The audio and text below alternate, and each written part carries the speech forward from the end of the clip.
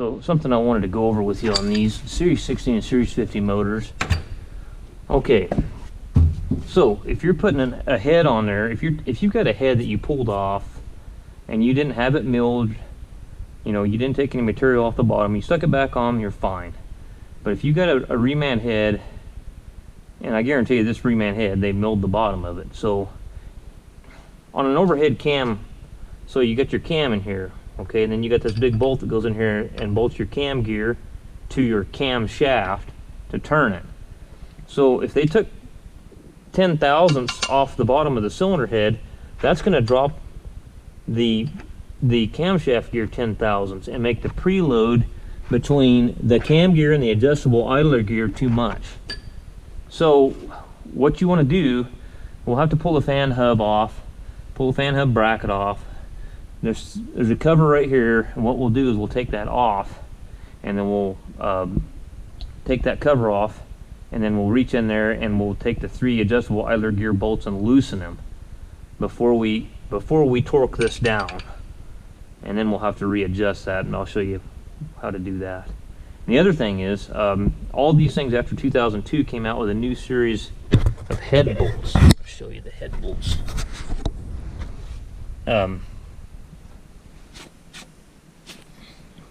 Let's see here.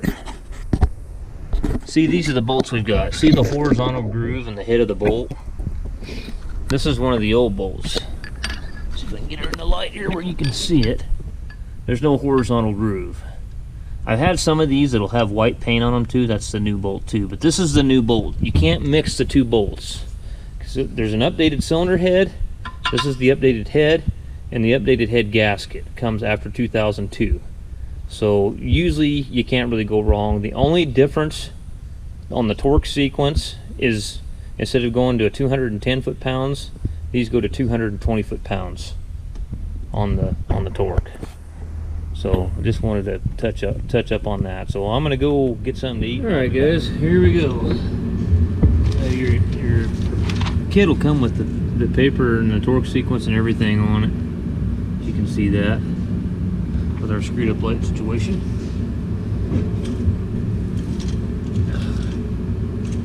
220 foot-pounds, and we'll start off with number 1.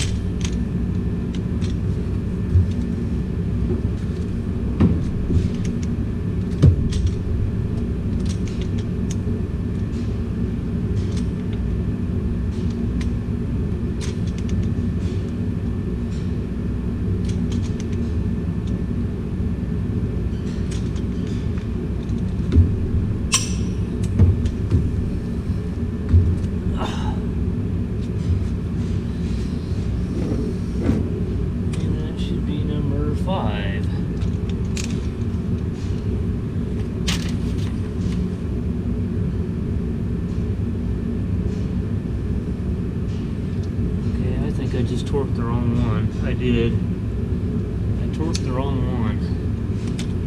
Damn it. Should have been this one right here. Should have been that one. Let's back it off. It's on the wrong one.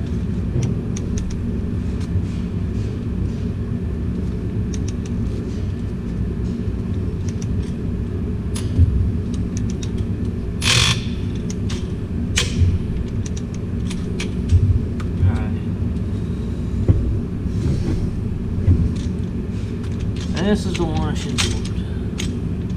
The one's in the middle.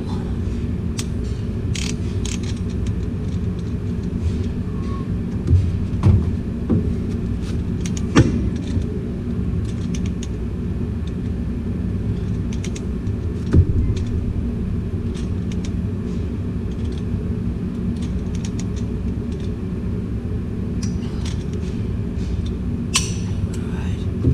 Ding dong.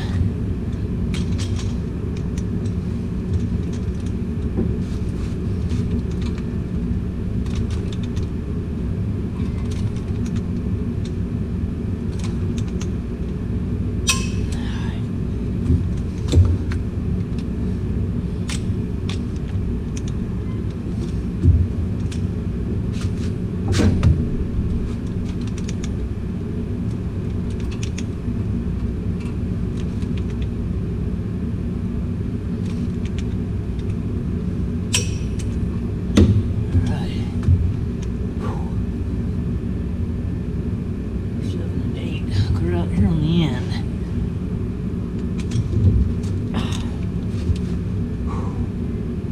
Take a breather. I'm already tired and I'm on only number 7. I got 26 head bolts, so yeah.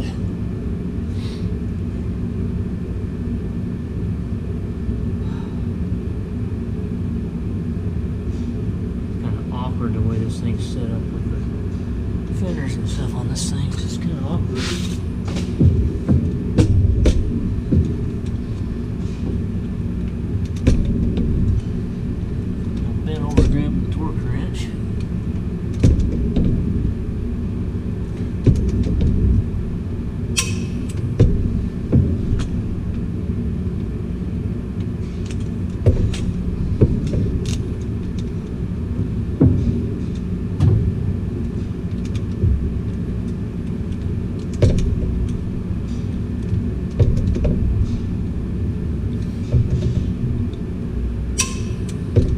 I'm sure we gotta go to the other end. Yep.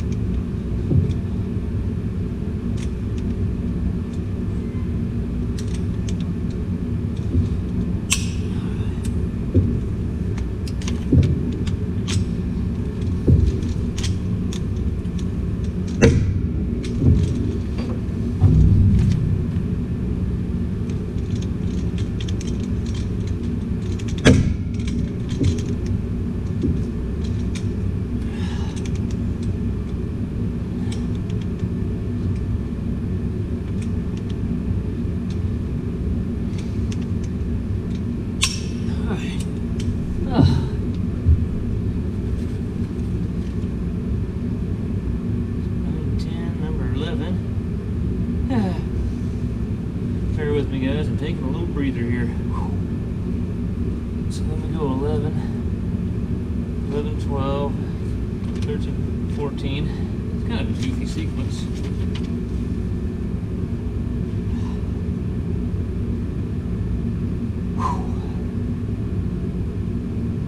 A lot of work. I'm about to go turn the heater off, guys. It's working this head and that heater run's killing me.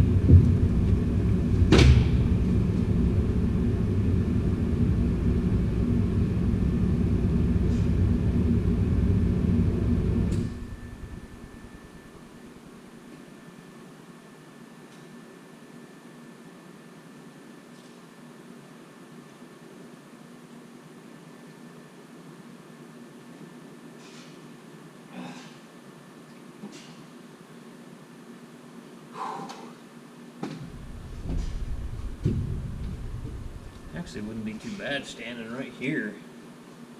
I wonder if I'd have, no, that stool's pretty nice. I'm gonna block up it on the stool.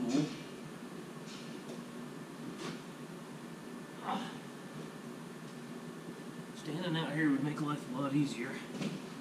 Like a truck, I'll stand on the tire. Yeah, now I can grab it out here. It'll make life a little bit easier instead of trying to choke up on it standing up there. So number 11 is going to be the one right there. So I'm going to have to climb up here.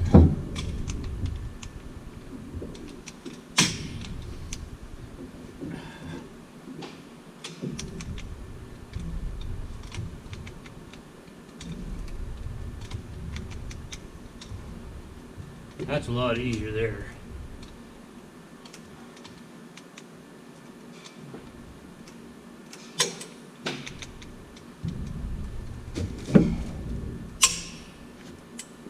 Alright, I like that better. A little easier on the old back.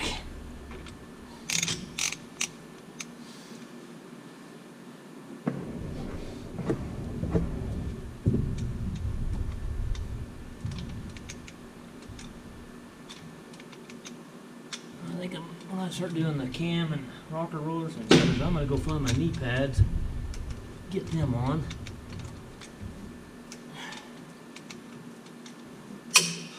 Alright. It's number 13 and 14. And there's no torque to yield bullshit on this thing. That's the way we used to torque everything. Was by foot-pounds.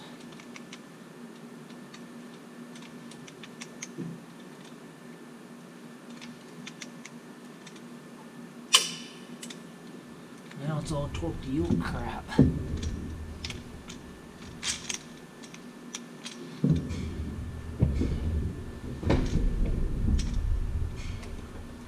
And the second sequence on this one is just go back and check.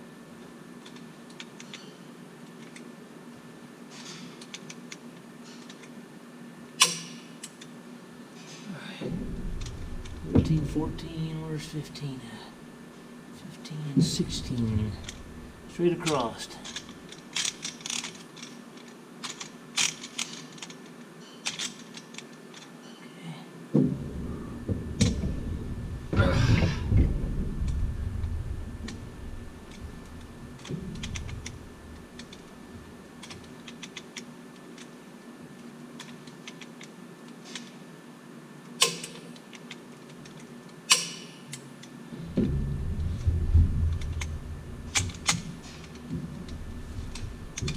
Spring's almost here. The big show.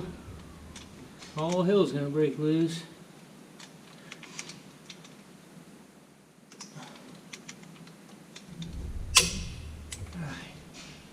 Well, I'm pretty certain we're gonna be going right over here.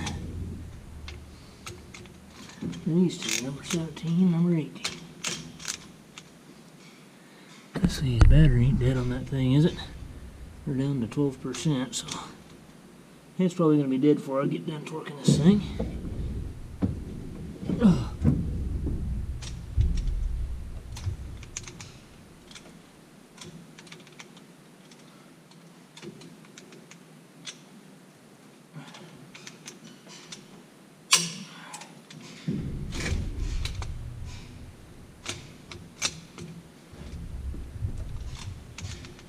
Oh, 8 more to go after this.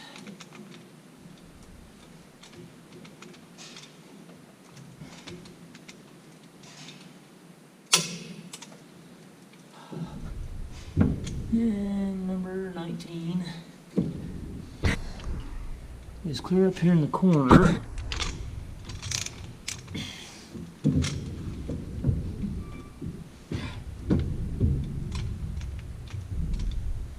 And then 20 straight across from it over there by the cam.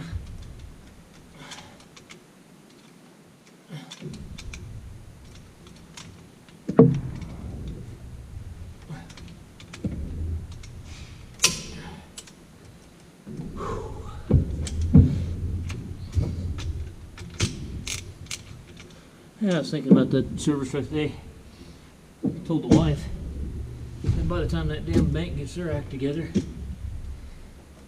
decides what they're going to do on the loan, I'll have the damn cash saved up just to go pay for it.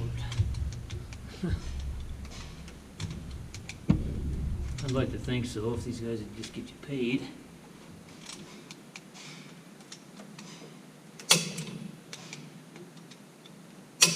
A lot of these shops in town don't realize this is a different kind of deal. These farm and logging deals, most of these big outfits, they want you to build them. You know? You go out to these service calls and their foremans and all this stuff, they don't got no checks or credit cards or nothing, and so you just build their office wherever their main office is, and then hopefully in 30 or 60 days you get a check from them. Buddy Tim there on the internet, or on YouTube there, he told me about the CV charge. Well, that's a good deal. I actually got one guy to sign up on it. But that's the thing, you got to get those guys to sign up on it. And most of these guys that I've talked to, they don't want to do it. Because they like living off your money. All that labor you did for them, they're basically living off your money for 30 or 60 days.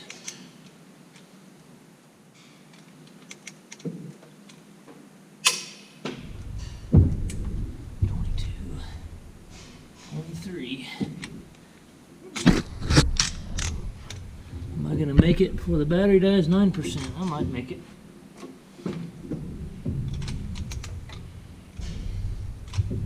Then I got to go over them one more time.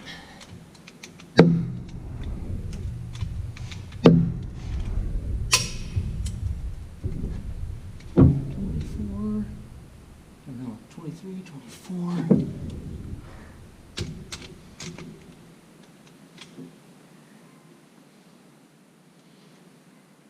Right? Now.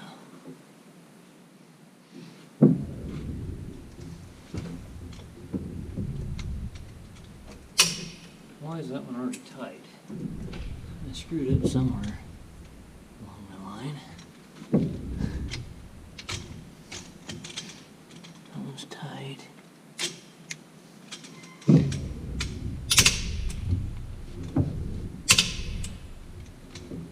Tight. I don't know what happened. 25, 26. We'll go over them again and make sure we got them all.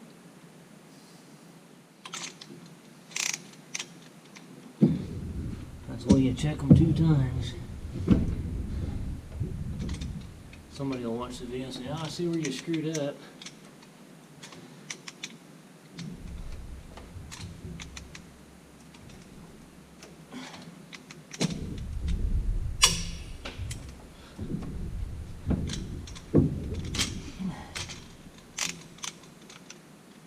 Good old human error factor.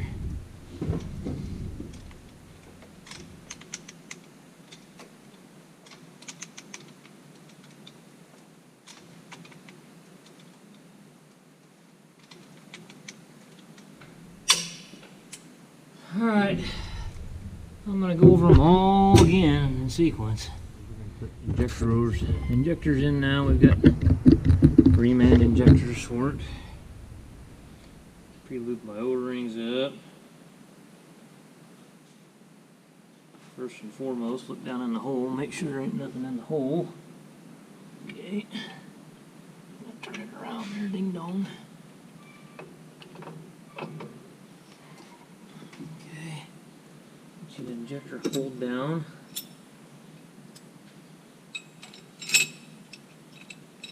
Now, this is important. Make sure that hemispherical washer, make sure the cone is down in the dish of the hold down. Don't get it upside down or it'll screw the washer up. And then it won't torque down right either.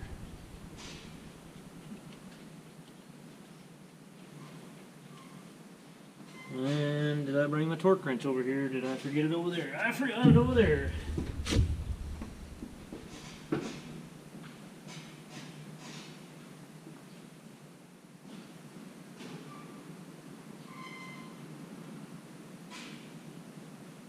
My grandmother always told me, she says you'd forget your head if it wasn't attached.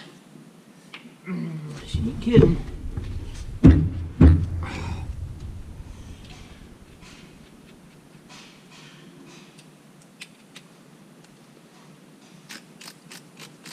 So 43 to 49 foot-pounds is the spec. Boy, that wind sure is whipping out there. Told the guy the other day, I told him, he goes, man, that sure is blowing. I said, I think it's sucking. There's 50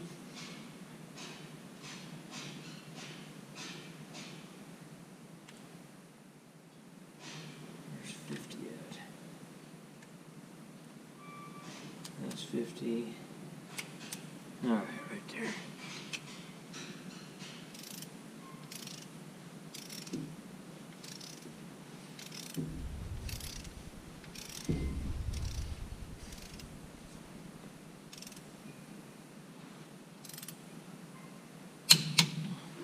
Okay, well, here we go with another one.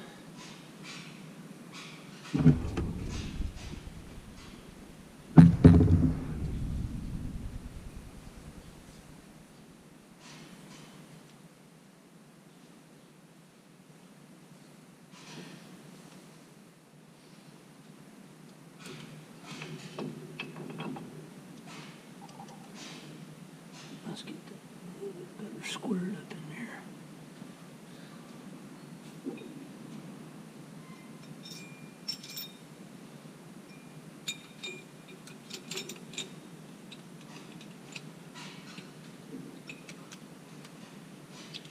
And then we're going to have to probably end up pulling that fan hub and all that stuff off and getting that just boiler gear backed off.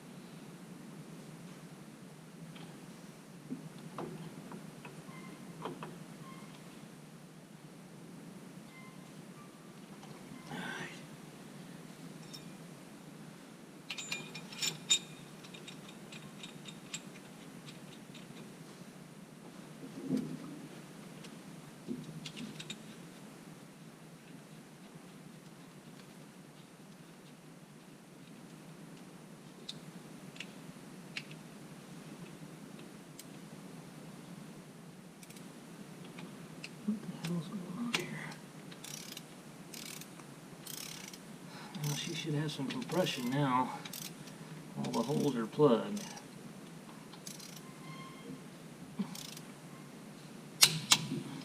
Well, not quite. After we get the last one in here.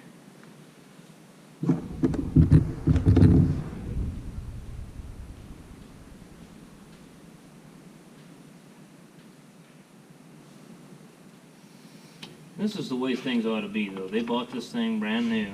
Well, another guy did. This one came with this place when the other guys bought the place. But I remember the other guy that bought it.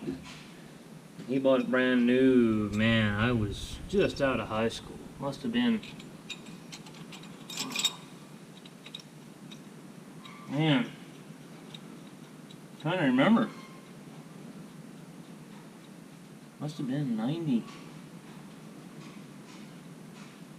Must have been around, no, I got out of the Navy and they had it, I think. I think it was like 99 or 2000 is when they got it. But here we are on 2018, you know, first time the engine's been into. That's the way it ought to be, you know.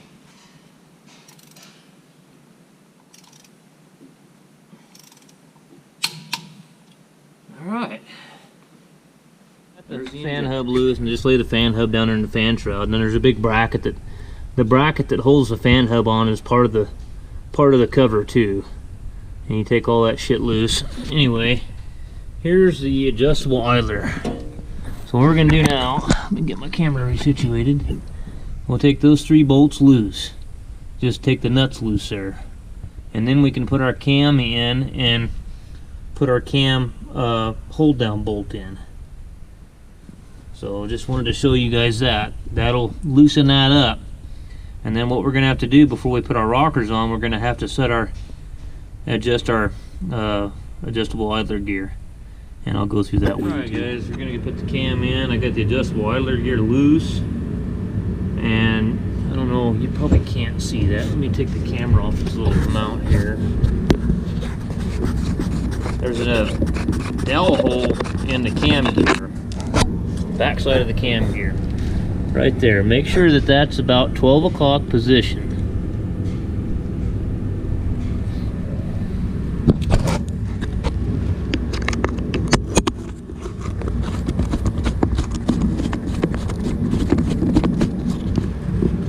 I'm gonna go get the cam now.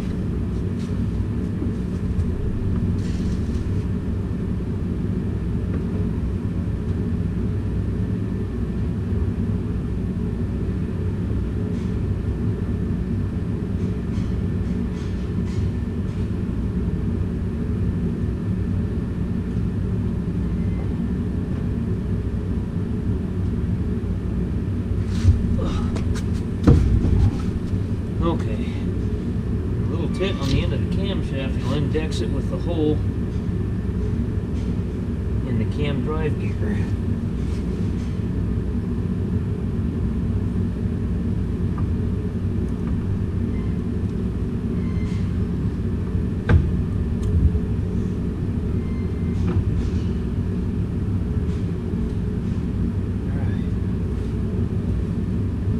Alright, so now I've got to get my cam bearing cap bolts on number 1 and 5 cam bearing caps.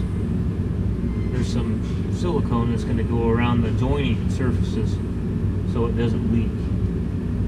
And I'll show you that here in a little bit. Alright guys, so number 1 and 5, you're going to put some silicone.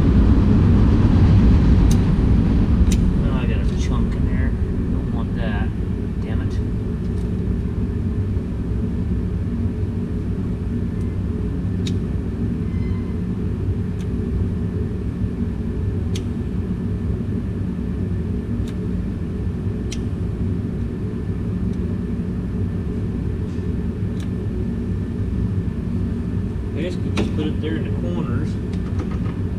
Now I hate silicone. I hate it. Sticky, nasty shit. Okay, and the book specifically says on number 1 and 5. Now I pre-lube the bearing shells on the lower halves, but it says do not pre-lube the upper halves because it won't seal. The oil gets on the sealing surface and won't seal. So we don't want that.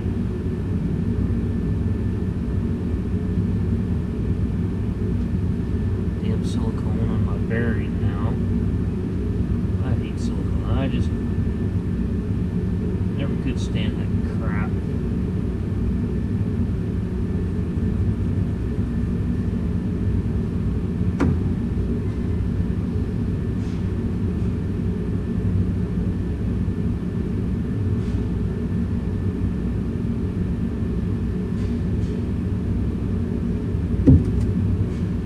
Gets everywhere. I try to use silicone about just least as possible in anything.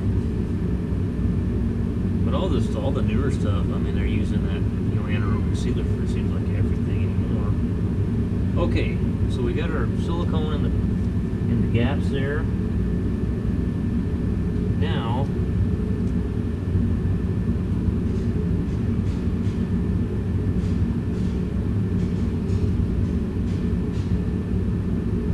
I forgot to mention there's a seal in that. So make sure you're getting your seal on there, on the bottom side of the cap, because the oil feeds through here.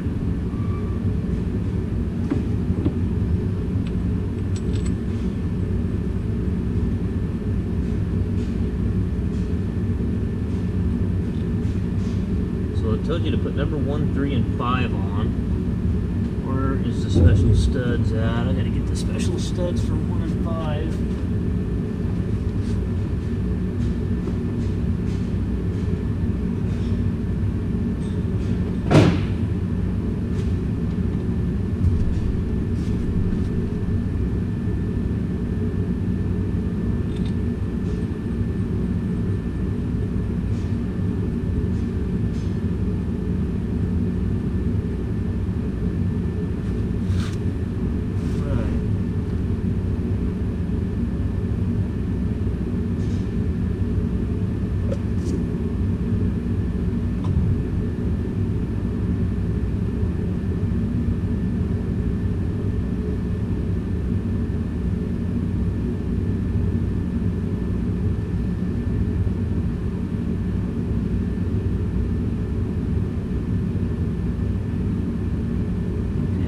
Lined up for my thrust bolts. So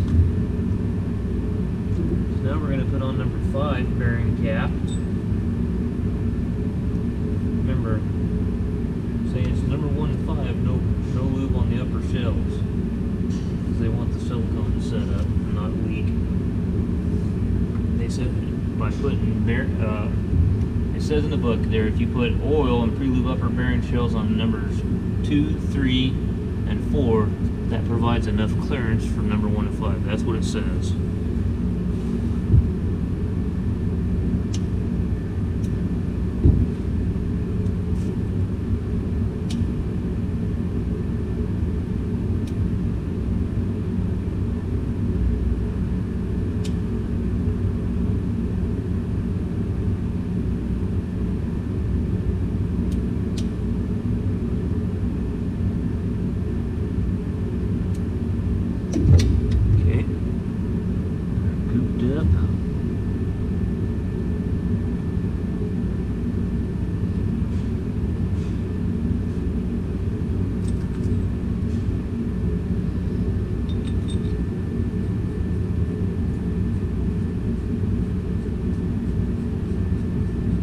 Special socket's going to come in.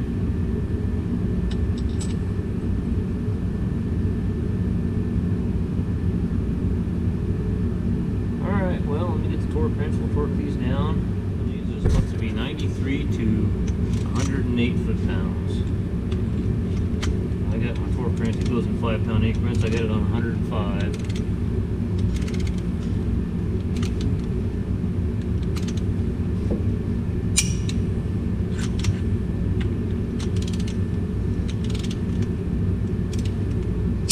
Book says to torque the 1 and 5 outboard and inboard bolts.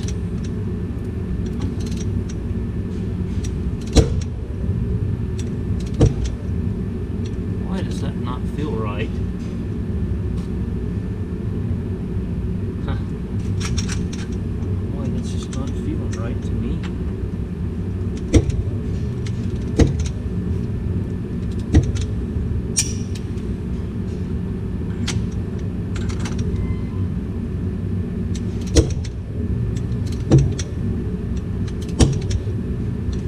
Not feeling right for some reason. I don't like it.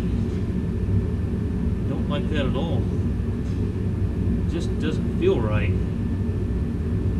This feels like it's not cinching up.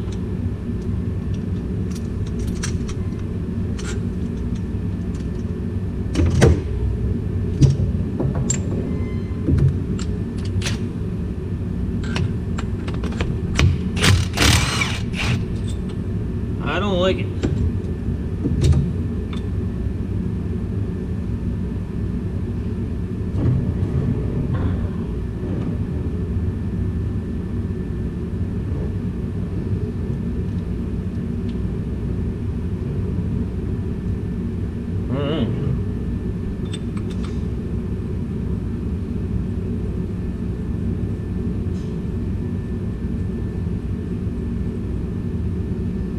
Get that feeling you got one that's going to break or it's going to strip. I don't see anything wrong with the threads.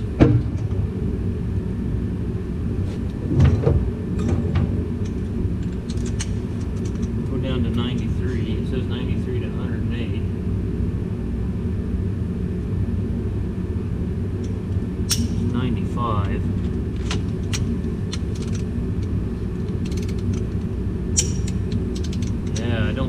don't like 108.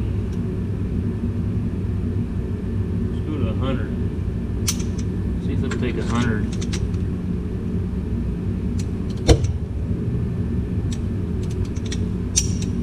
There's 100. That's all we're going to do on that son of a bitch, I'll tell you that.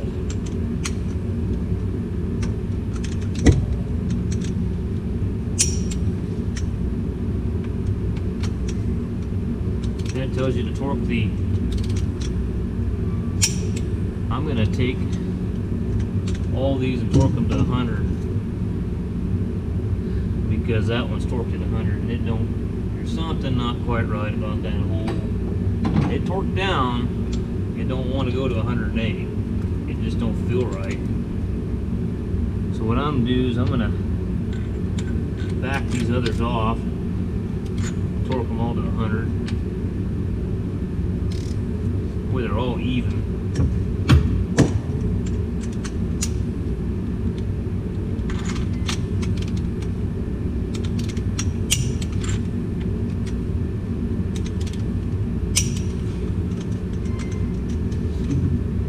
That way you don't get one pulling on it a little harder than the other one, or you know.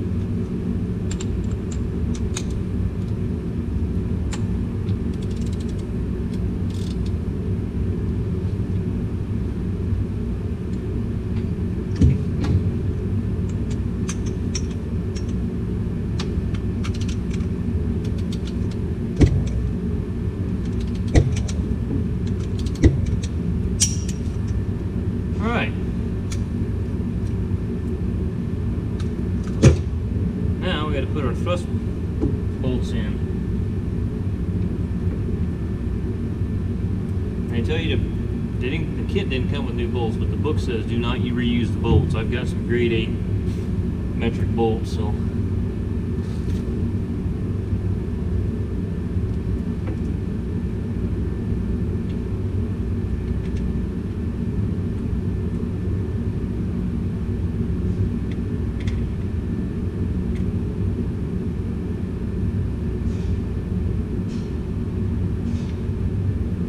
Okay, I gotta lift the torque up for these. I think they're like 35, 30, 28 foot-pounds.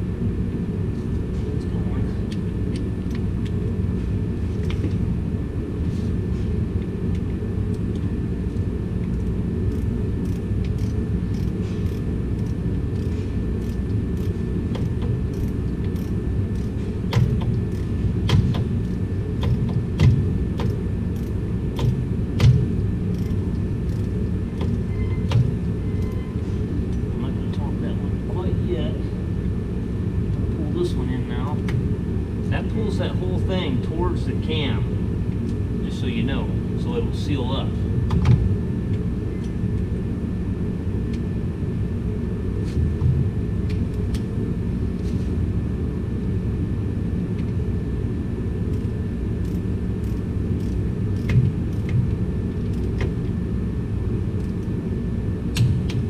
Okay. And I put blue Loctite on these bolts too.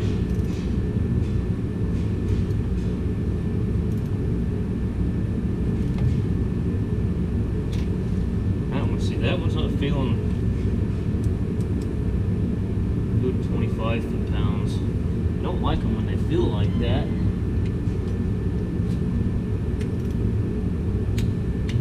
It's been doing this long enough, so I know when they don't feel right.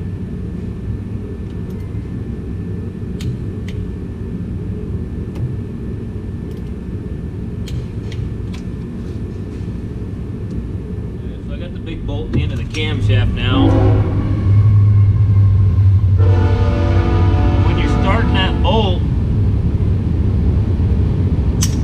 Starting that bolt in the end of the camshaft, that camshaft can still slide back. So make little, you know, hold pressure towards the front of the gear case when you're starting that bolt, so it doesn't pop out of there, and then that little tit on the end of the camshaft comes out of the dowel hole out of the drive gear. I had one of those do that, and I had to take the whole son of a bitch back apart. Okay, so on this, put some blue Loctite on that bolt, and what I do, what the book says, 55 foot-pounds plus 120 degrees. So I'm going to go ahead and do the 55 foot-pounds, and then I'm going to get underneath and get a bar on the crank and the end of the dampener there, and turn it till it hits the frame or something to lock it, and then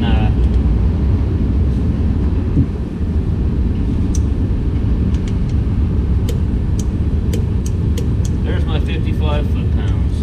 Now I need to go 120 degrees. Okay, and 120 degrees, guys, is 2 flats. So I'm going to get a marker and mark 2 flats on it. You want to check your camshaft end plate too. So set your dial indicator up right on the bolt on the end of the camshaft here, just like that. And slide the camshaft all the way back. Just grab it here by hand. And just, it doesn't take much, just take your thumb on one of the lobes and pull it back with your thumb, grasp the cap here and pull it back with your thumb, and there it's zeroed. You know, if you don't have it zero it with it all the way back, and then just take your, go the other way with it.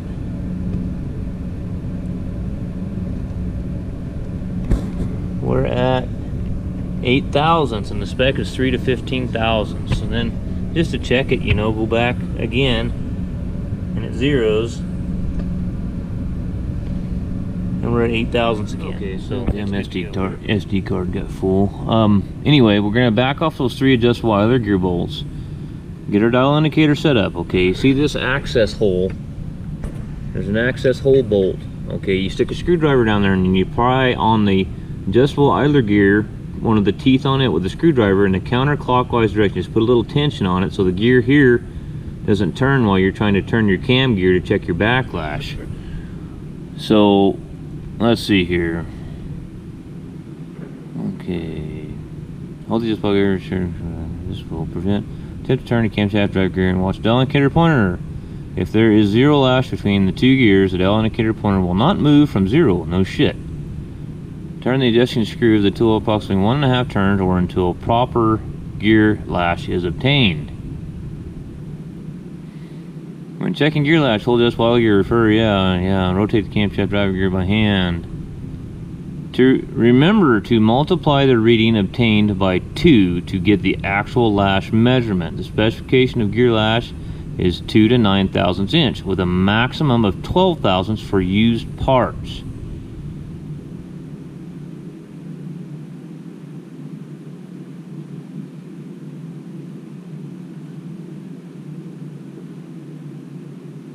Okay, this tells you to check it at 3, 6, and 9 o'clock and 12 o'clock positions exactly as previously performed. With the proper readings,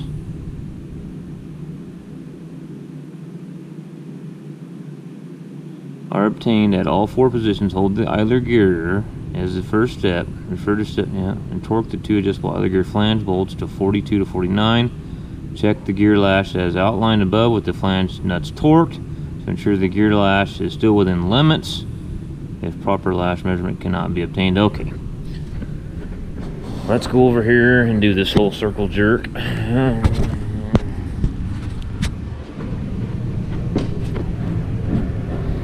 Alright, here's the access hole right here where you're going to be sticking your screwdriver in.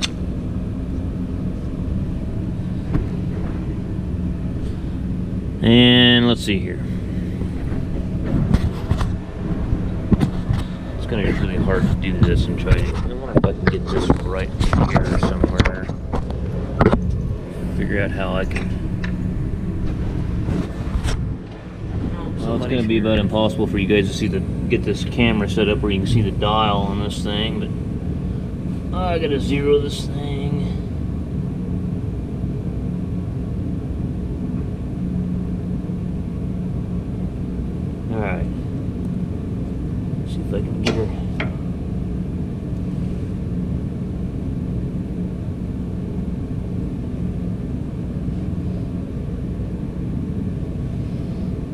got there? 1, 2, 3.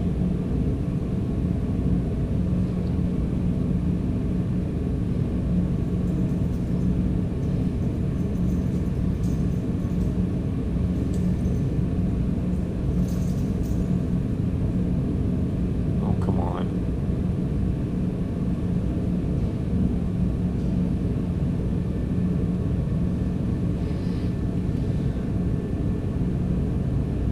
One, two, I got 3 thousandths right there.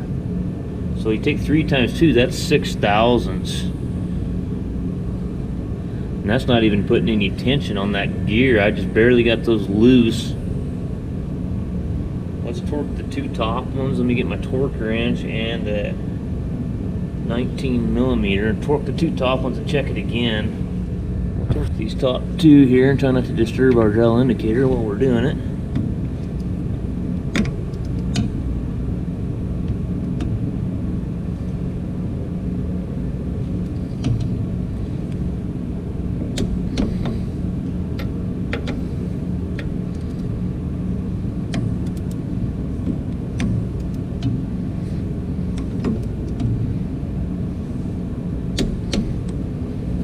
Right. Now, let's check it again.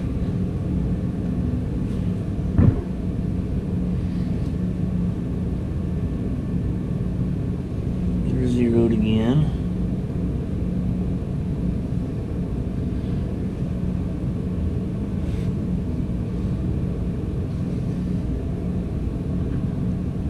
One, two, changed about, that's right there at 3.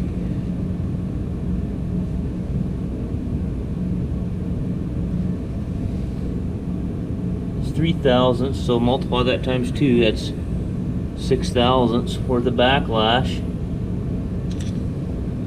So I'm gonna run around, rotate it. I'm just gonna put the socket on the cam gear here and rotate it to 6 o'clock and 9 o'clock and 12 o'clock and check it in all these positions. But that's the way you guys can do that. You don't need to buy their $400 tool group to do that. I'd looked at that and said, shit, I don't need that.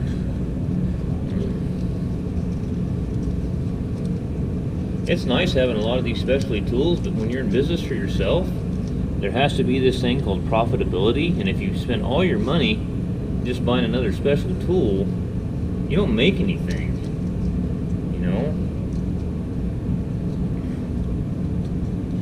I mean, there's some things, though, I completely agree. You almost have to have the special tool to do them, but there's certain things you can get away with not having it. Alright. Torque our rockers down. I got all new rockers, rollers. Had the adjusters didn't come with them. I had to take every adjuster out. That is time consuming. Taking every adjuster out and every nut, thread them into the new ones.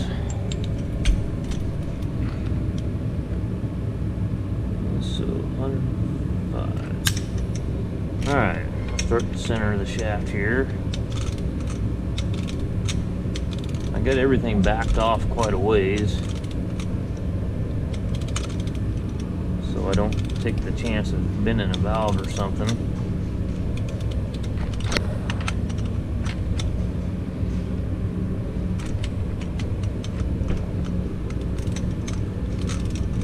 These Detroits aren't like a Cummins or a Cat. They don't have the pin flywheel or anything like that. You gotta look at your cam when you're adjusting the valves and see where you're at.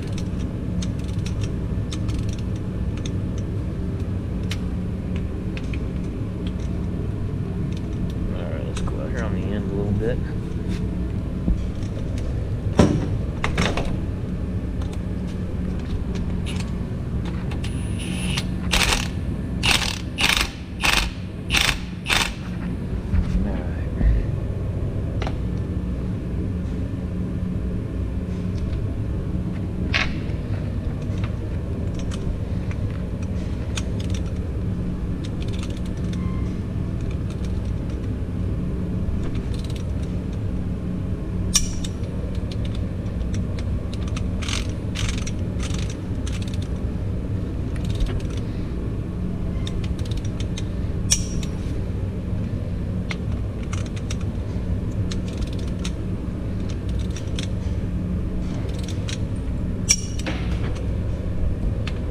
So they're playing with the tube that the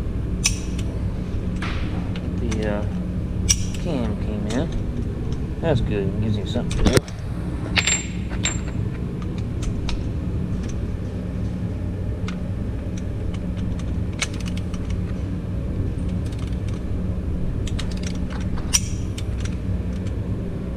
Okay, now the back shaft. I haven't even started adjusting our valves. Let's just suck those down with the impact. I gotta pour some clean motor oil over the top of the cam here and stuff, so all that stuff gets kind of pre-lubed. We'll do that before we start rolling her around.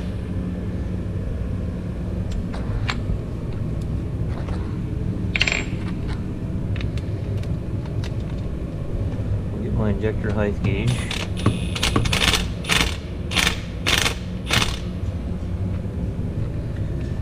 This one's 78.8 millimeter.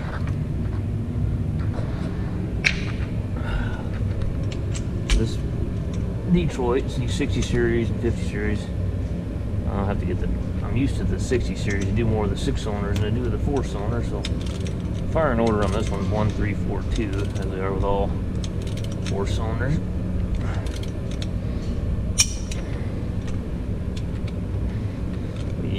We're on number 1 top dead center right now.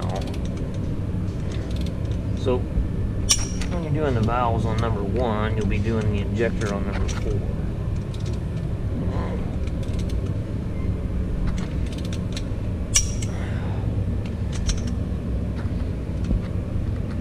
Did I get that one? I'm gonna put the cam cover on the back here too.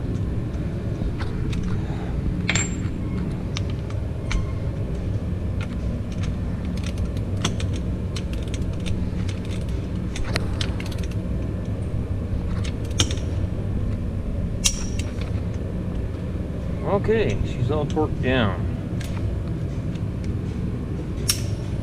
I gotta get a 9/16 and Allen wrench. I think that's 5/16 if I remember right.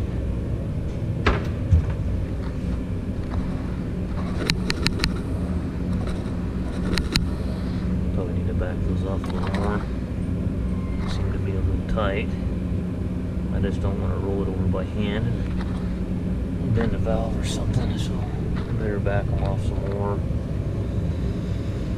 Okay, I'll be back. Alright guys, so start off adjusting our valves. The book says 8 and 20, which is what most 60 series that I've done are set to. The valve cover says 8 and 26, so I'm going to go off what the valve cover says. So you can adjust your exhaust is going to be your outside rockers.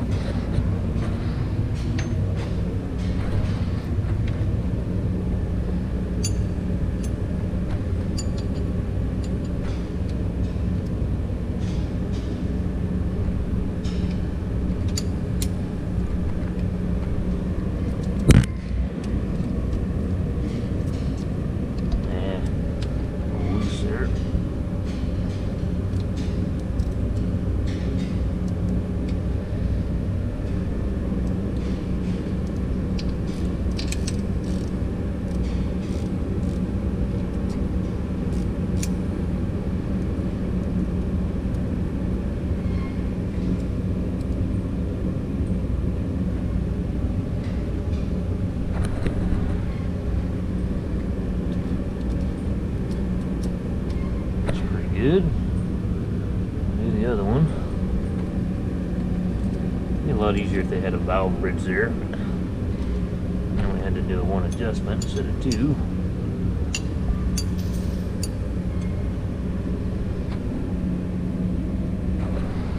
Can't have everything we want, I guess.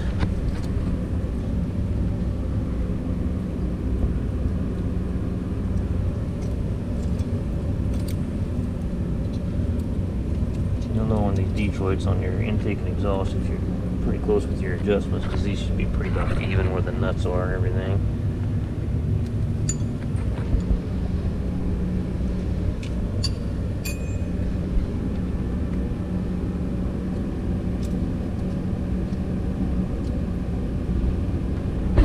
Alright guys, so I've started adjusting valves here, and let's see, I've done number 1, 6, and 4. Oh, what am I on here? I'm on number 2. So 1, 3, 4, 2. I'll go back to 1. I still got to do, I was all screwed up anyway.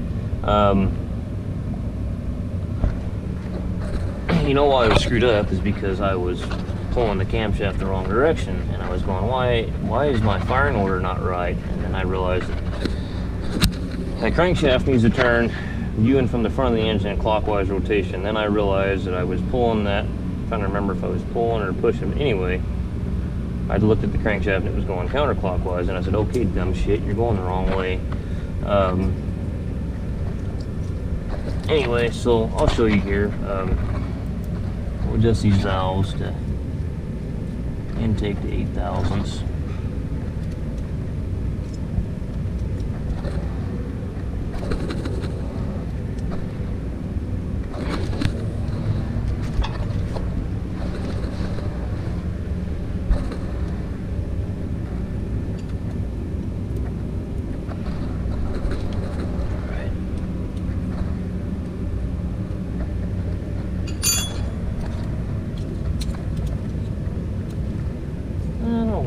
Does that feel a little loose, or that's alright.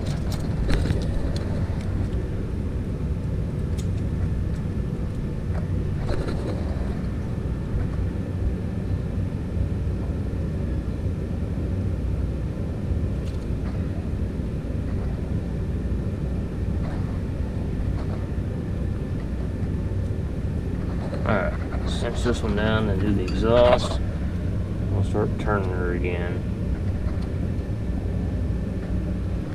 Yeah, flywheel rotation viewed from the front is clockwise, viewed from the rear is counterclockwise.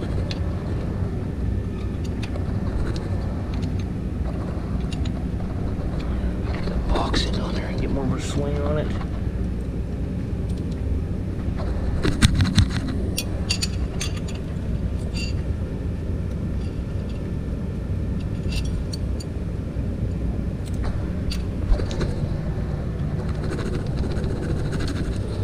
Around 26 thousandths here.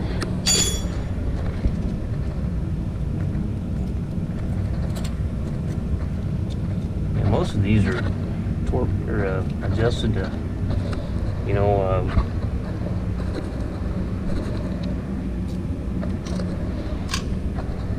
20 thousandths, but look at the valve cover and it says 26 on this one, so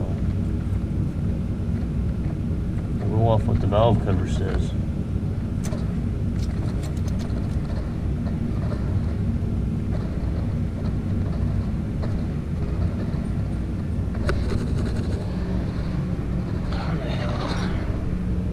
Then we got to put the jake heads on and adjust the jake heads on.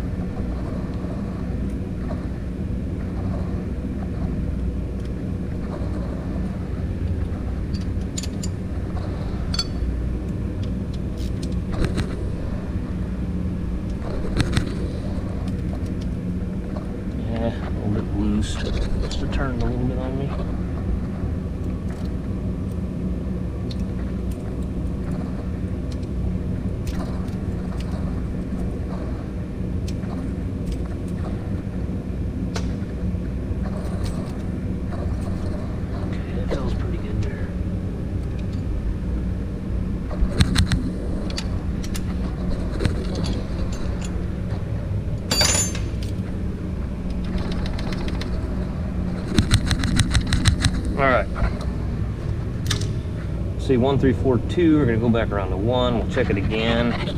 Check our injector height on 1. Somehow I got all screwed up and got out of rotation, so. And another thing I forgot is when you're turning it from the cam, you're turning it twice as fast as you normally would from the crank. I'm gonna be going around when this injector plunger just starts to go down, then we're ready to adjust.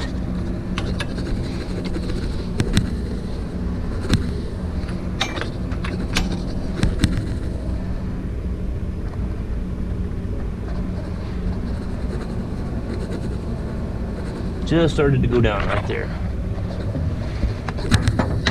So the first thing we can do is check our injector height.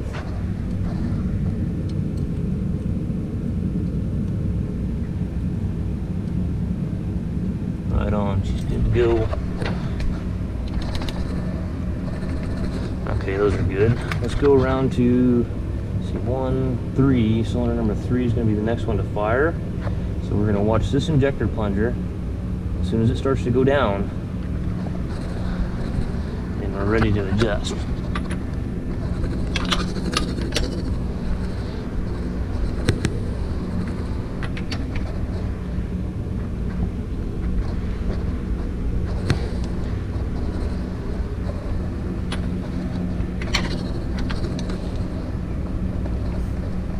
Okay, she just started to move on us.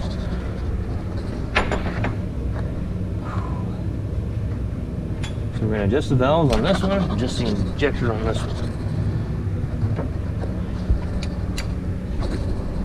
Make sure this one's right.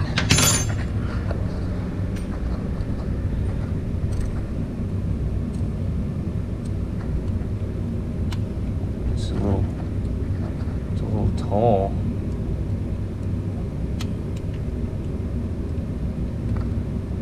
Yeah, it's too tall. Where's my...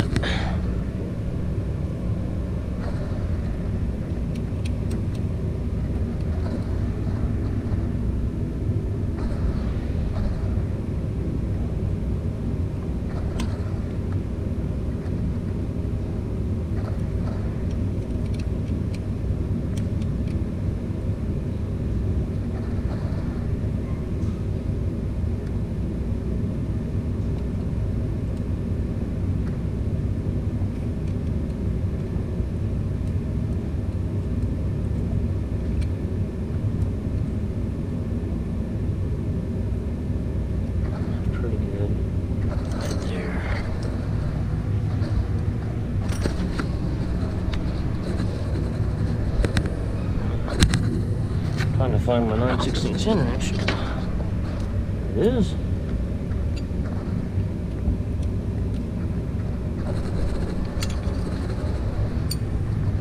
Okay, adjust the valves on number 3 now. Alright, so 26 thousandths. I want to grab the unwrench because that doesn't take that.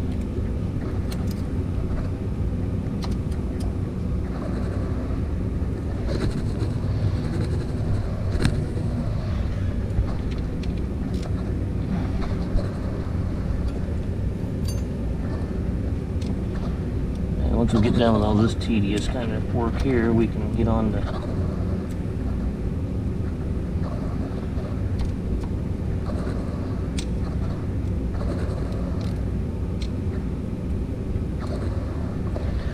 putting intake and exhaust manifolds on, roll the mains in it.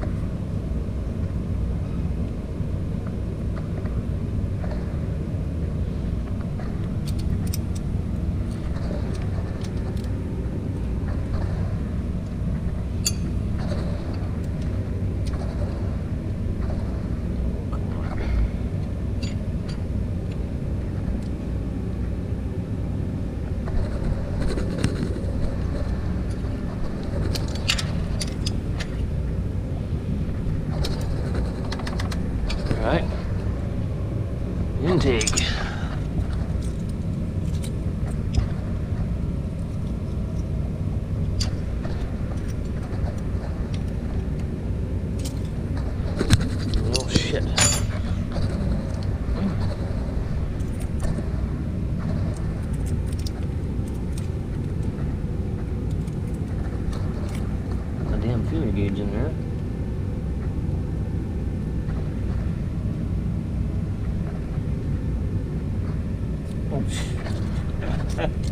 Moron. Got my adjusting the damn rocker, and I got my feeler gauge under the fucking exhaust. On the jake brakes, any cylinder that you can adjust the valves on, you can adjust your jake on. And these are set at, holy shit, they're set at 26 thousandths. Same as the valves.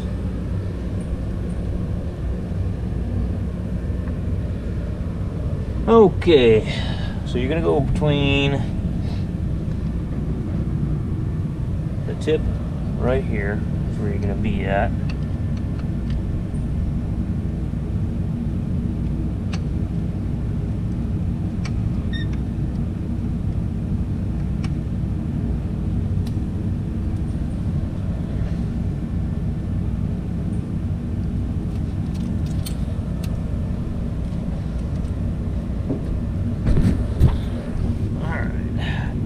Going right across the top of your little adjuster for your valve,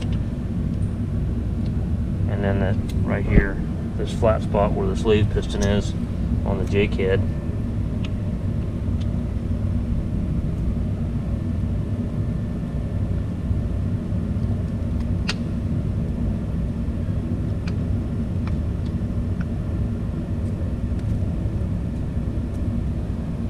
Good right there.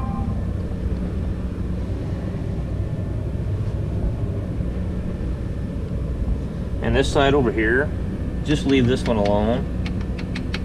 Just adjust your center ones, what I do. Some guys might do it different. I leave this one alone. And adjust the center one. And if the valves are adjusted right, that one will be set right too. See, we're good on both of them there.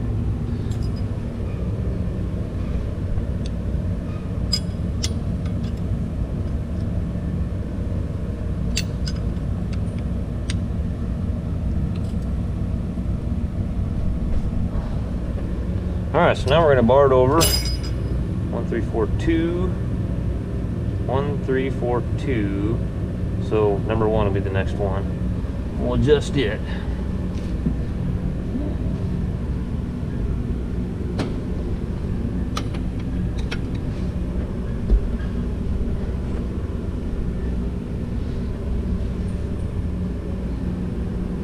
I'm trying to watch my injector plunger.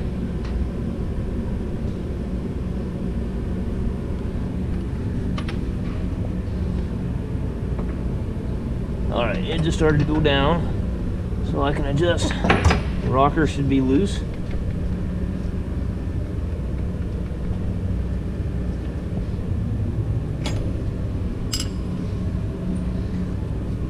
Oh man, some of it's just tight.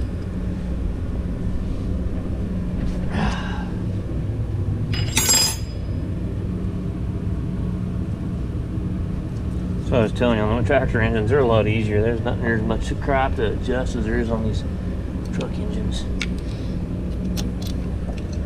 You know, it doesn't matter. You can go on this one here too.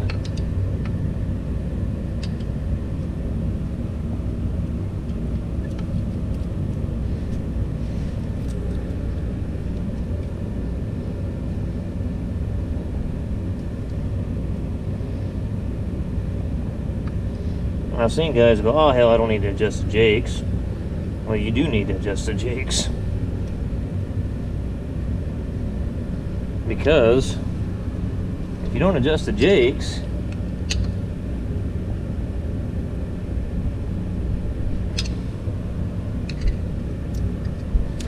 then if it's too tight, then that affects the clearance. Then you don't have the valve lash like you're supposed to have to, because the top of the rocker comes up and hits the jake way before it's supposed to.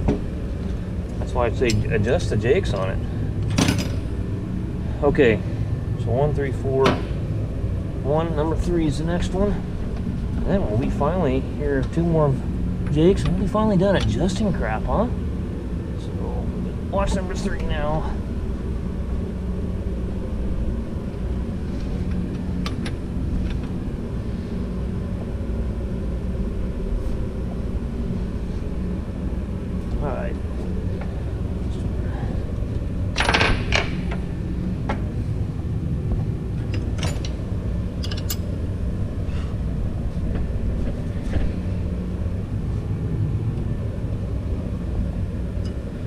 sure somebody's going to ask me how a jake brake works.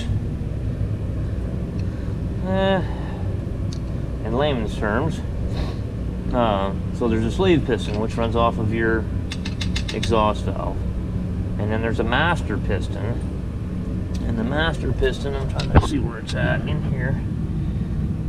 It's up in the should run off the injector. Yeah, that's your master right there. Okay.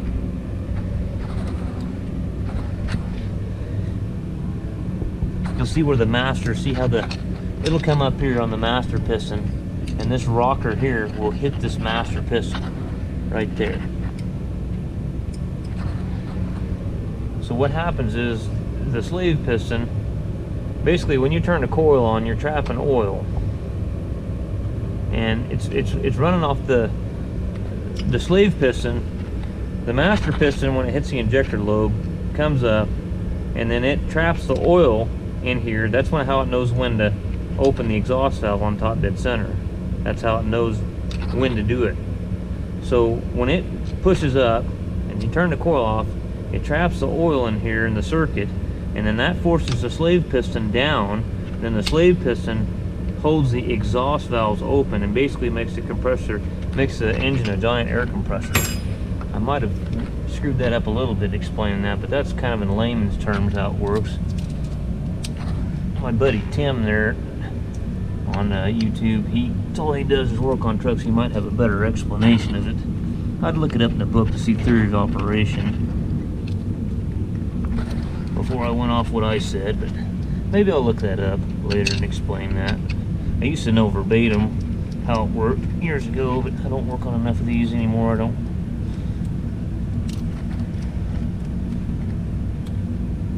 remember exactly.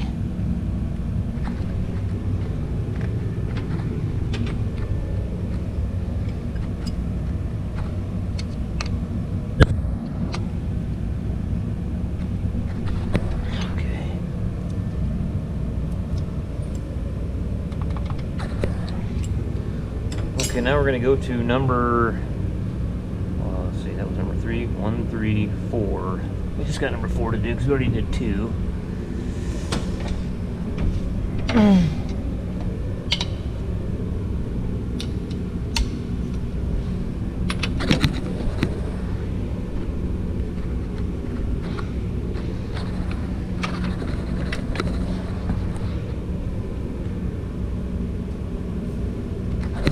Alright, a little far with it.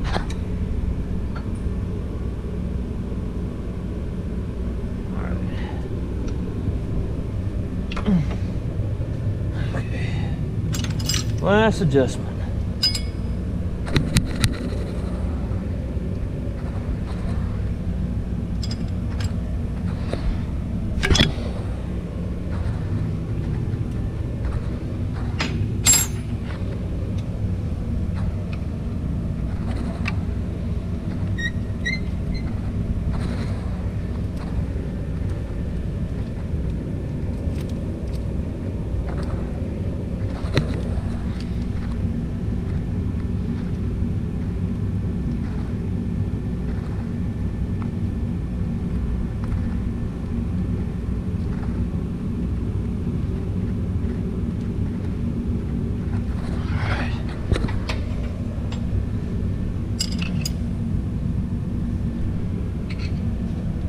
Never seem to turn like the valves do on you.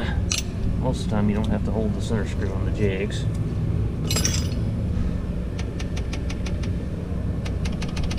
Make sure you've got clearance there on your intakes, and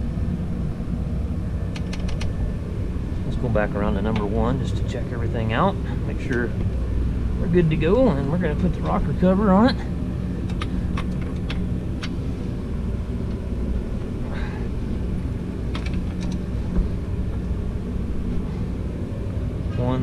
Oh, number 2, dummy. Not to number 1 yet.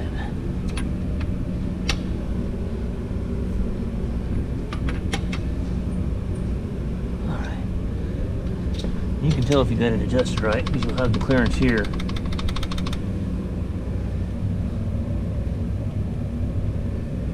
Alright. get the rocker cover cleaned up, get it on there off, and we're pulling main caps and rolling main bearings in, and my wife, she showed up, and she says, "Somebody sent you something." Dadgummit, Bill. I sure appreciate it. Pretty damn nice, Bill. Golly, these are nice straps. They're not going to look so pretty when I get done with them, though. They'll be black by the time I'm finished with them, wrapping around all these greasy engines and all this crap around here. But those are, boy, those are nice. 5,300 pounds vertical. Choker, 4,200 pounds. And then basket, 10,600 pounds. Basket at 45 degrees, 7,400 pounds. Wow. Then he sent me a bunch of extensions. Oh, Sunex, man, those are good. Yeah, there ain't nothing wrong with Sunex tools. I got a bunch of, I got a big in-wrench set that goes up to, 2 inch that are Sunex that I bought on the Mack truck one day. I thought, you know what, if Mack's selling them, they can't be that damn bad. Boy, that is a hell of a deal. Thank you very much, Bill. Well, I am busting my ass here trying to get this thing together. I've got everything on the top end. I got the valve cover still off of it. I always like to run and fire them up and make sure that my rockers and everything are oiling, and we just put about $4,000 worth of rocker shafts and stuff like that on there, so it's probably a good idea to make sure they're oiling. Alright, I'm just going to show you a little trick what I do when I'm by myself like this, if I can. These mains are torqued to 391 foot-pounds. I wish I had a little bit more. I have to reposition that light where you guys can see. Let me set this down. Let me get the light up under there where I can see what in the hell's going on under this dark hole up underneath here.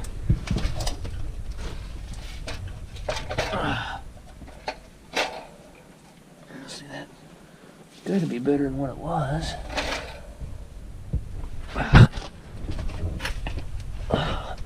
Oh, rolling mains in. You gotta love doing that. Okay. So I've already got the first, they got the top bearing in. If you haven't ever done one of them, just take a putty knife and see here where your bearing tang is. Okay, it's not going to go that way because that's going to keep the bearing from spinning. That's what the bearing tang does. So you want to go this way. Take your putty knife and just go up there and just shove it out. And then once it gets down here, especially when the bearing hole, there's a hole in that bearing for the oil. Once it gets to that point, you can stick something in that hole and just kind of pull it out. Just make sure you don't gouge the crank when you're, you don't have to push real hard. They come out fairly easy. Sometimes this one on number 1 cap, it was kind of a pain in the ass. I just kind of had to work at it to get it out. But, okay, and then put them on. Make sure the bearing's facing the right way. It's really easy if you're doing them one at a time, because just look the way the numbers are facing on them and put them back in the same way. Oh!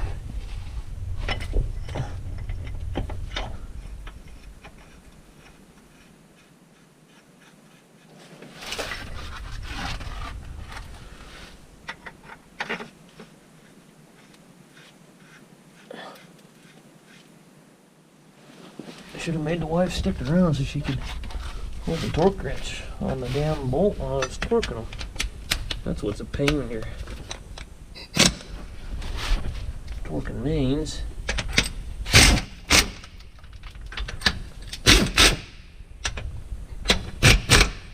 Okay.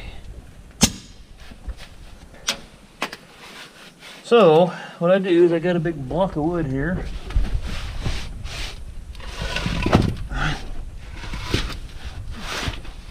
I got a bottle jack.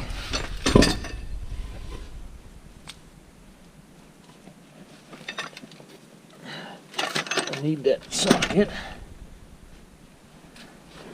And then my big torquer wrench. I got set 391 foot-pounds. And I really like this torque wrench, so I don't want to beat it up too bad. So I take that rag and stick it over the jack there.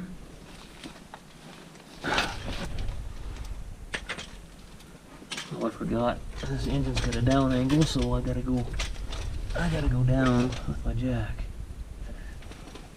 Oh, come on. Alright.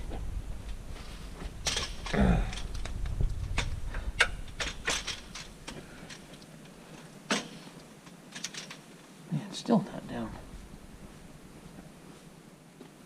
low enough. Dirty bastard. Okay, let's get the jack centered on it. And then I just take the jack just like that.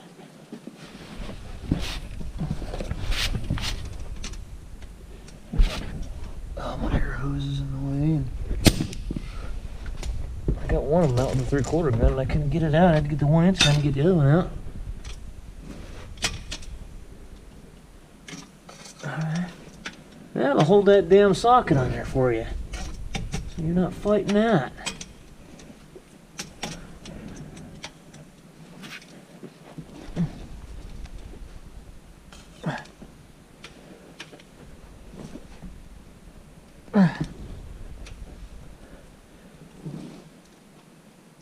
Alright.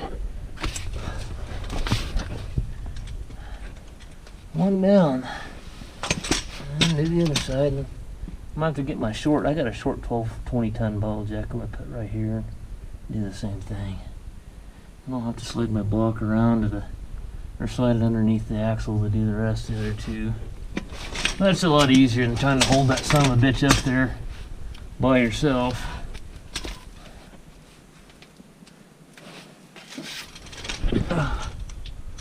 There's that buddy there that called me. He was telling me that he's got a Signature 600 in his log truck, and he said, yeah, I did the mains, and he goes, I was an automotive mechanic, you know, and I worked for Ford. He says, I've never worked on, you know, and he quit working for Ford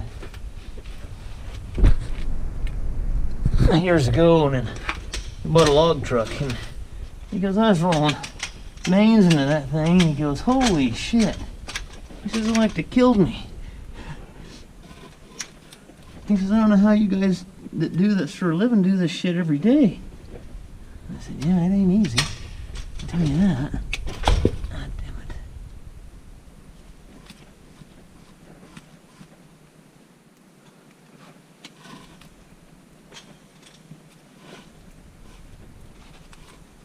Get the jack centered over it.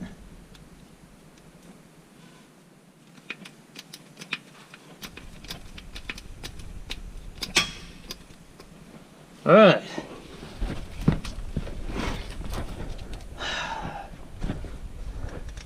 This is the bad thing about doing end frames, is rolling mains in, doing the damn main caps.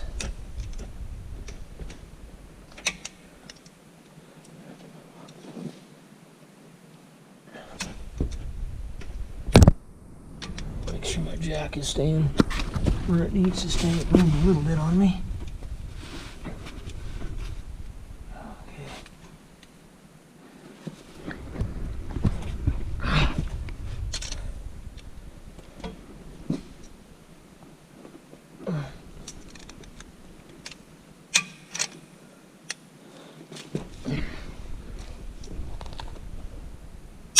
All right. Well, let's see if we can get this other cap loose.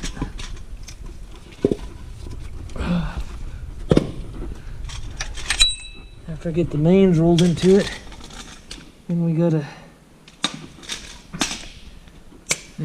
to clean this sealing surface off here where the pan gasket goes, clean the pan up.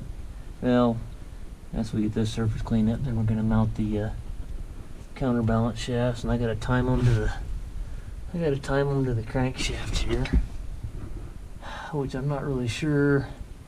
I have to look in the book.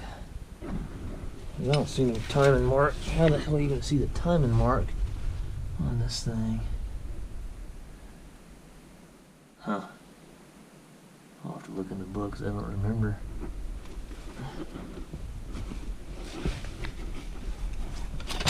Ugh. I'm gonna sleep good tonight, I'll tell you that much. Guys, we've got the intercooler mounted properly, nice and solid. I had to take and tap these holes. These two holes were, there was a bolt broke in the top front on the right side. Both of these were gone, and the only one holding it was the left lower one. There was 3 bolts gone. That one was broke off in the top over there, and then these were stripped. And I tapped these out to 3/8 instead of 5/16. Got them nice and solid in there now. And I changed the air cleaner on there, and I wanted to look at that air cleaner really close and make sure there was nothing going on with that, causing it to suck dirt through the intake. I didn't see anything wrong there. So I thought, well, hell, maybe this might have been something that happened previously, and then, you know, somebody else fixed it already and the damage was done. Well, then I thought, well, let's put the air-to-air hoses on after we get the intercooler fixed, and there would be the source of our problems right there. Hole in that charge air cooler hose, and I think if you flip it over, there's another hole in there. So when that thing flopped down, guys, that was like this on here. So what it did, look at the rub marks and look where the holes are. So what it did is that hose, this was all dropped down and was laying on top of this. So then it just rubbed back and forth and rubbed a hole in the hose there. And right over here where it goes up against the radiator top tank, it rubbed a hole in it over here. And if you go over to this hose, this one's got a hole in it too. And I think back over here, yeah, seen it. It damn near rubbed a hole in it there too. So that's where all the dirt came from. I had a viewer say, oh, maybe that would be pressure, wouldn't it? Yeah, that would be pressure under load when the turbo's spooled up. When it's just sitting there idling, that turbo is not doing hardly anything. It's not spinning fast enough to put any kind of intake manifold pressure. So your intake's going to be sucking.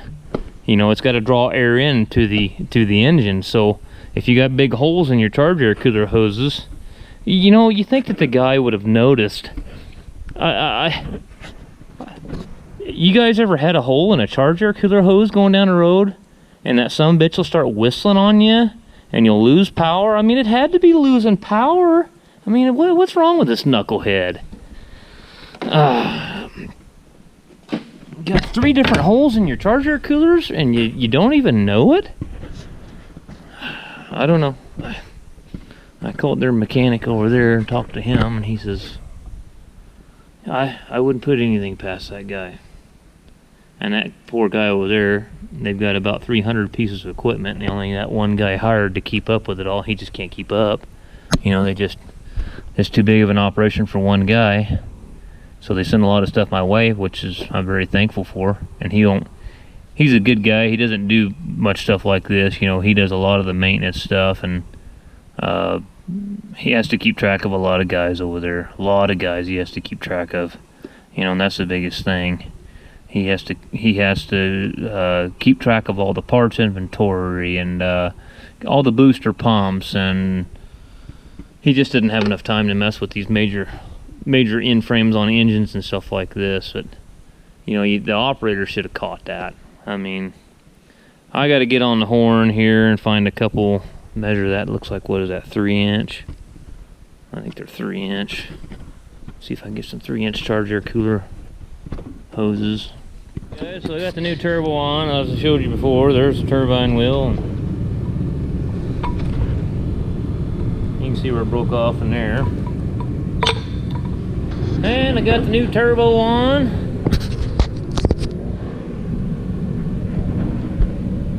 And all the stack, and got the new charge air coolers hoses on, and I think we're ready to start it up and see if it sounds a little different with the exhausts and everything and the turbo working the way it's supposed to. Oh shoot, we got tools laying out here too. Duke, I'm gonna fire this thing and let it idle a little bit. Okay, buddy?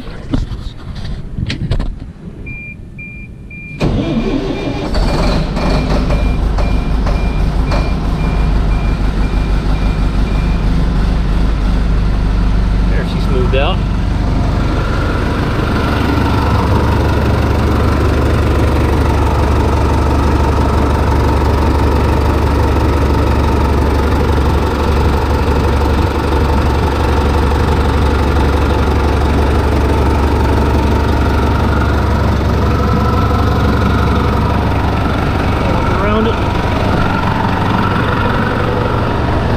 I don't have my flashlight handy, do I? Look what I hit my flashlight, buddy. There it is.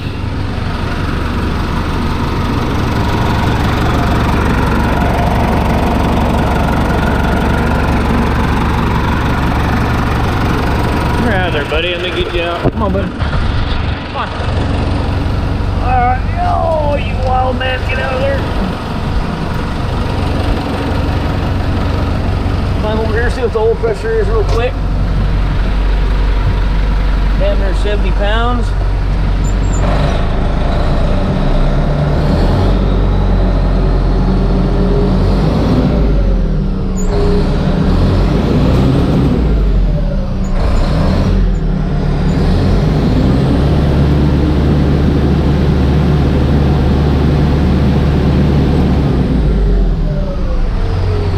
Maybe you can get a little better sound for us.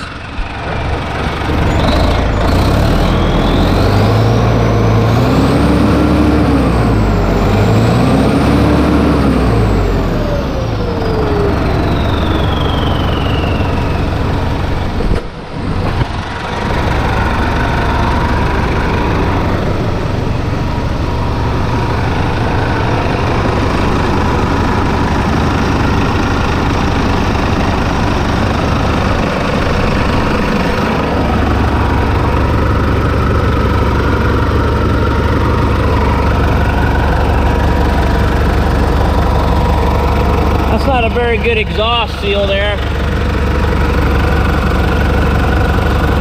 Yeah, that ain't worth a shit, you know what? Look at it bouncing around there.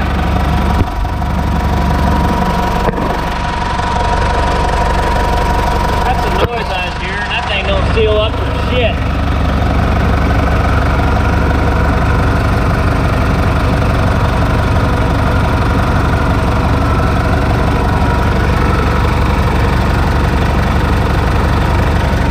To snap that spade connector on that. That ain't very tight.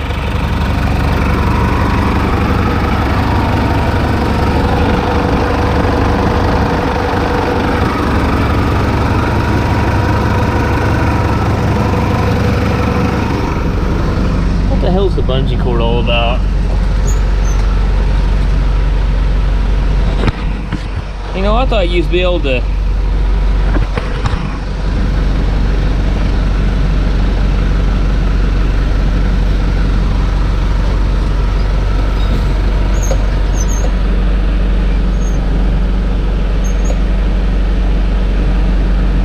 the hydraulics on over there, but no throttle over here for some reason.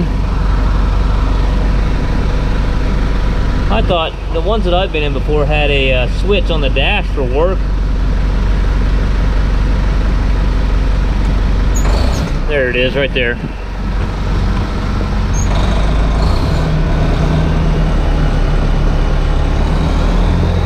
I wonder if the jakes work. See, they never told me if the jakes worked or not. That'd be that switch.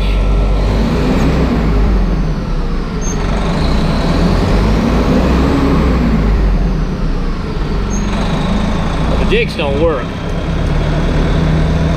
Go a little low.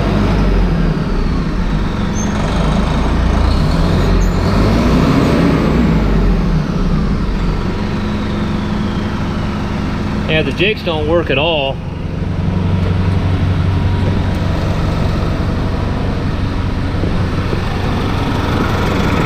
I got a feeling we got to figure out what's going on with the jakes. I mean, you've gone this far, why not make sure that shit works, you know?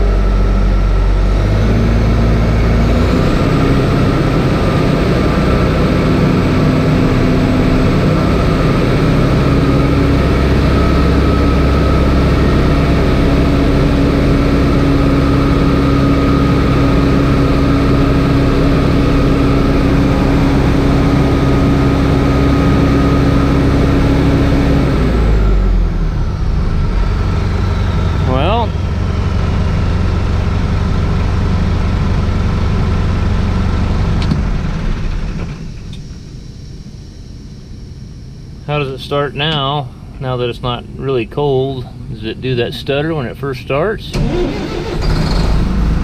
just smooth as can be.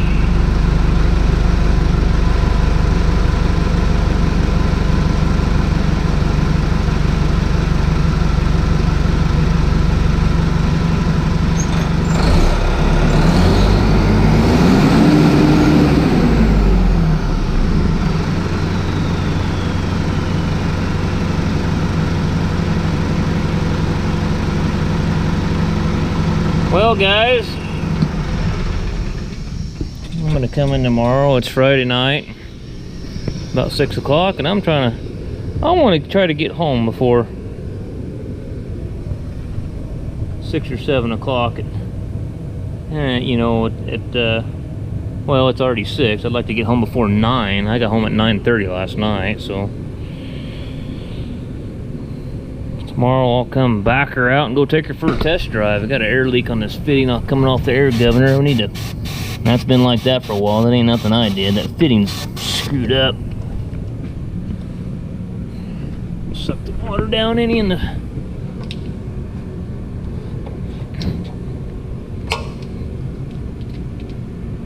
Yeah, sucked her down a little ways.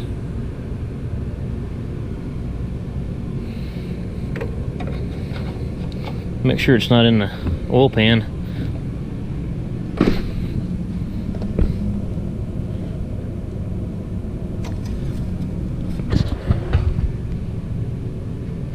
It's nice and clear. Should be, it's new. Well guys, that's pretty much the end of the Oregon Roadrunner with the 50 series Detroit in it. Job complete.